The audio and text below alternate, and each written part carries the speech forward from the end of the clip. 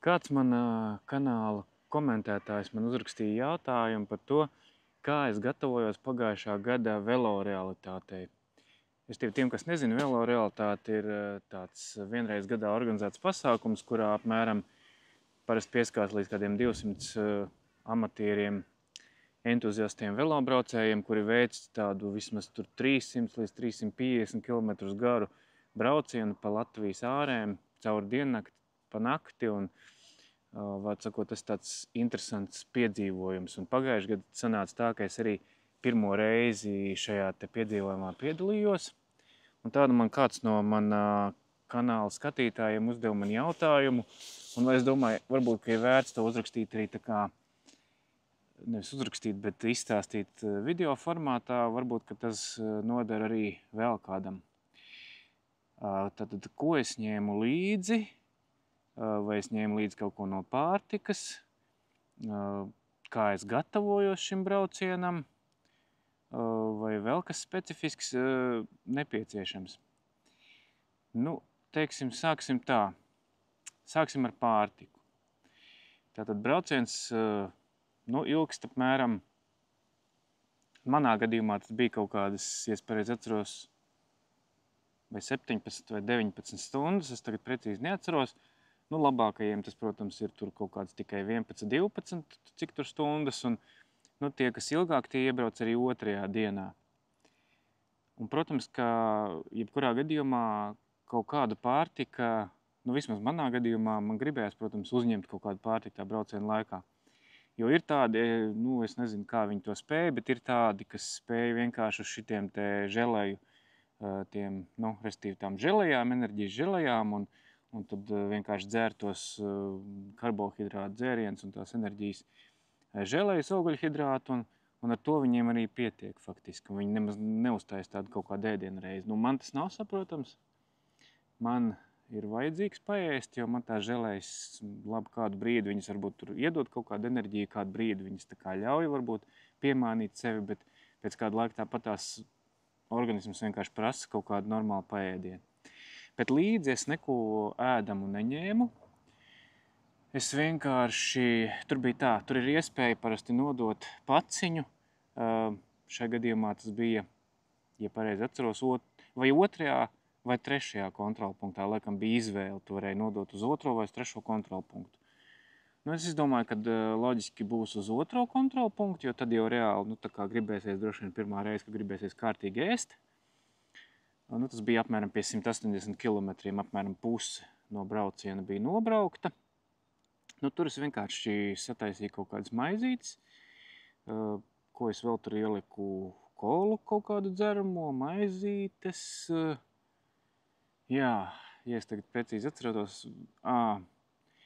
tur šķiet uz vietas, vai uz vietas varēja dabūt arī banānu. Es līdz laikam nebija līdz banānu. Jā, bet pamatā kaut ko tādu, kaut kādas siermaizes atcepts vai kaut ko tādu. Līdz tam faktiski es braucu arī, un līdz es neko ēdam neņēmu. Un līdz tam es braucu bez ēšanas, tad tur es paēdu tās maizītes, pēc tam, bet tiesa gan diezgan ātri gribējās atkal ēst, tad aizbraucu lejā, tur sanāca pagājuši gadu, tur pa Kurzemes to malu līdz grobiņai.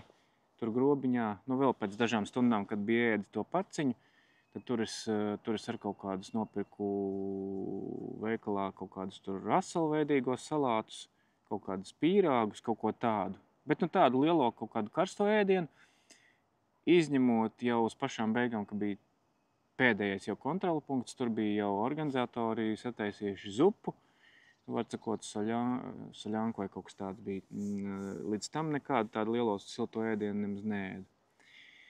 Pa gulēšanu vēl bija jautājums nākamais. Tātad vai gulēt vai negulēt? Principā es negulēju. Ļoti daudz, man liekas, arī neguļ vienkārši. Tie, kas to ilgāk un lēnāk un mierīgāk dara, tie varbūt arī kaut kur guļ, varbūt viņiem paziņas, kur viņi guļ, bet es jau tā domāju, kur es reāli vispār gulēšu? Vai es vazāšu telti līdzi, vai es kaut kādā viesnīcā tur pasūtīšu naktsmājas, respektīvi, kur vienkārši gulšos uz zemes vienkārši tāpat. Nu, to es nedarīju, un īstenībā miegs arī nenāca. Līdz pašam finišam faktiski miegs arī nenāca. Pēc tam gan, kad braucu tā kā atpakaļ restīvi jau no tā pasākuma, tad gan miegs drausmīgi gāzās virsū.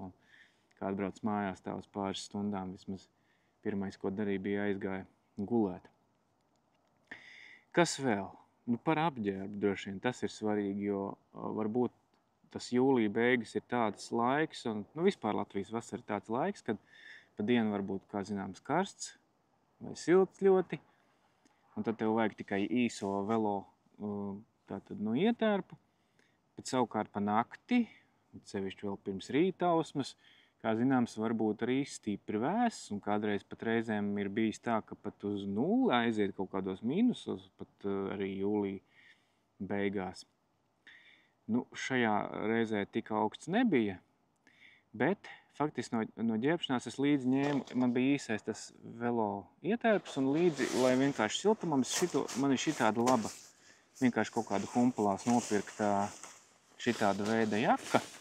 Viņai iekšā ir kaut kāds, es nezinu, šitais te ir kaut kāds tāds reāli siltuma, tā kā bezmaz tā kā šitās te, kā viņi sauc tās, es aizmirstu to materiālu nosaukumu. Restīvi, kur šitas siltuma izolējošais slānis.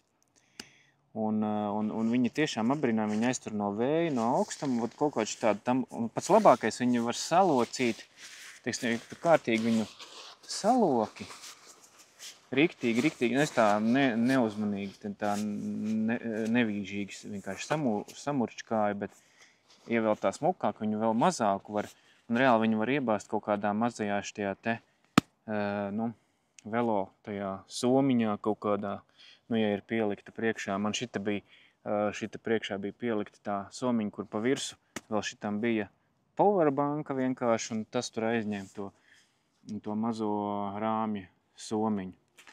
Tā kā, un pa nakti es šito uzvilku, un reāli neko arī vairāk nevajadzēja, jo viņi ļoti, ļoti sildoši tāda veida plānā jaciņa. Tā, par gatavošanos, cik daudz, teiksim, ir jābūt uzkačātam, lai brauktu velo realitāti. Jāstāst, cik vispār jūs daudz, protams, braucat. Ja jūs neesat nekad braucis, teiksim, pat 100 km dienā, tad diez vai būtu prāta darbs iedomāties, kad jūs varēsiet uzreiz nobraukt 350 un tur vēl pa lauku ceļiem diezgan daudz un tā tālāk.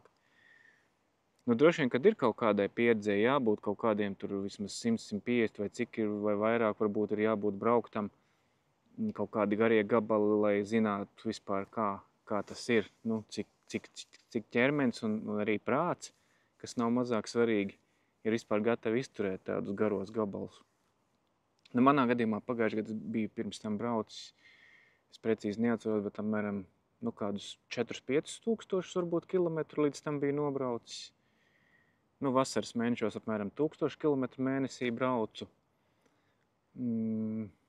Tā ir droši vien ir tāda, droši vien nevis pat optimālākā, bet kaut gan es zinu, kad ir cilvēki, kas brauc arī, kas ir daudz mazāk pat braukuši ikdienā. Tā kā es tā nevaru apgalvot, ka nevar arī braukt, ja ir braukts mazāk. Jo es zinu, ka ir cilvēki teikuši, ka viņi tur ikdienā ir, vispār gandrīz neko nav braukuši, bet, varbūt viņi citādi vispārēji ir labā sportiskā formā, nezinu. Bet, manā gadījumā bija tā, ka es šad un tad apmēram 100 līdz 200 nobraucu, un vidēji vasaras mēnesī kaut kādu 1000 nobraucu. Un tad es to velo realitāti fiziski samērā labi izturēju, tā pa vidu kaut kur tur finišēju. Tā, kas vēl specifiski? Protams, lampiņas kā parasti, velo priekšējā, aizmugurējā kaut kāda, lai ir kaut kāda redzamība. Un tad par pašu velo. Manā gadījumā bija tā, kad jau var redzēt šitās riepas, kas ir Continental AS TR 35-niecis. Tas ir maksimālais, ko es bez protektora piedevām varu ielikt šajā ritenī, ko platums pieļauj dakšai. Un šitās riepas, teiksim tā, viņas manā skatījumā, to, ko es esmu atklājis līdz šim, ir tiešām ideālākais variants, bet tad, ja tu brauc pārsvarā pa asfaltu un reizēm drusciņi pieķer klāt kaut kādu graveli, kas ir samērā labs gravelis, respektīvi grāns ceļš, tātad, kurš nav pārāk kaut kāds, pārāk smilšains vai pārāk akmeņains, vai kaut kāds galīgi trepjains, vai tāds, kur vajag, lielāku, jau biezāku protektoru un biezāku riepu. Un šite tieši tāpēc šī iemesla dēļ es iespējams, ka šogad velo realitātē nebraukšu, lai gan tā jau gribētos, bet es tur pastījos šogad ir tie Sēlijas un Latgales Baltie lielceļi, ja.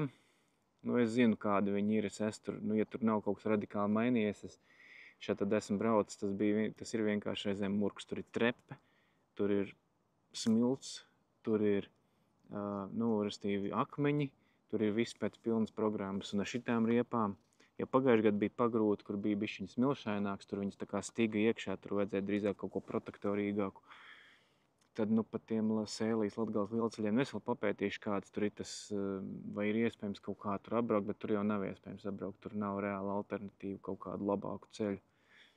Tad visticamāk šogad es nepiedalīšos. Jāsaka, arī šogad es daudz mazāk braucis, nejūtos arī īpaši tik gatavs, varbūt pat velo realitātei. Tad jau redzēs, vēl padomāšu. Jā, tā.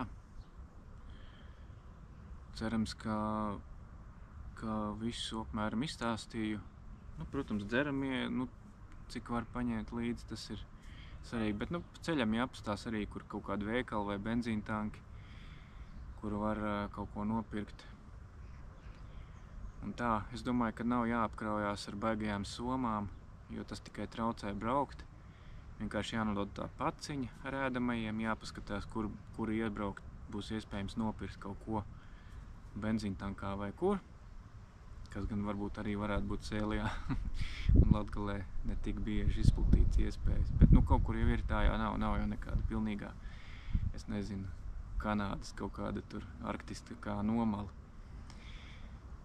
Jā, tā, tas arī viss, ja vēl kaut kādi komentāri vai citi, kas ir braukuši velo realitātē, grib sev apstrīdēt kaut ko vai papildināt kaut ko, vai ir kaut kādi jautājumi kaut kam, tad lūdzu zem video droši rakstiet iekšā. Es gan nezinu, jāsaka tā, iepriekšējām video bija tā, ka dīvaini ļoti, kad restīvi man reāli bija 10 komentāri, bet es kāpēc YouTube publicēja tā, ka visi var redzēt tikai 3. Kas tas pa brīnumu, es nezinu, es savos settingos apstījos, neko tādu neesmu tur ielicis, lai būtu kaut kāda moderācija baigā un ka man būtu jāapstiprina viņu vai kaut kas tam līdzīgs. Vienkārši viņš mums rāda, ka tie ir publicētie, published komentāri, bet reāli viņš uzrāda godīgi, jā, kad ir 10 komentāri, bet reāli izlasīt var tikai 3. Nezinu, kāpēc tas tā ir, tā kā ja pa šo kāds arī zina, tad tur nav tais komentāros nekādu, teiksim, aizdomīgu vārdu vai kaut kā aizvainojošu vai jebkā vispār aizdomīga un arī pat komentāri no tādiem nevis tikko jauniem lietotājiem, bet kas jau ir, jau pašiem ir kanāli un kas labu laiku ir jau YouTube'ā un es nezinu, kāpēc nerādīt, tāpēc varbūt jūs uzrakstīsiet komentāru, bet es viņu redzēšu katrā ziņā savā tajā YouTube studio sadaļā. Vienīgais varbūt viņš neparādīsies publiski, jo es nezinu, kāpēc YouTube ir kaut kādā šādā veidā uzvēdies manam kanālam, ka nepublisko visus komentārus. Vismaz iepriekšējām video tā bija. Labi, paldies par uzmanību.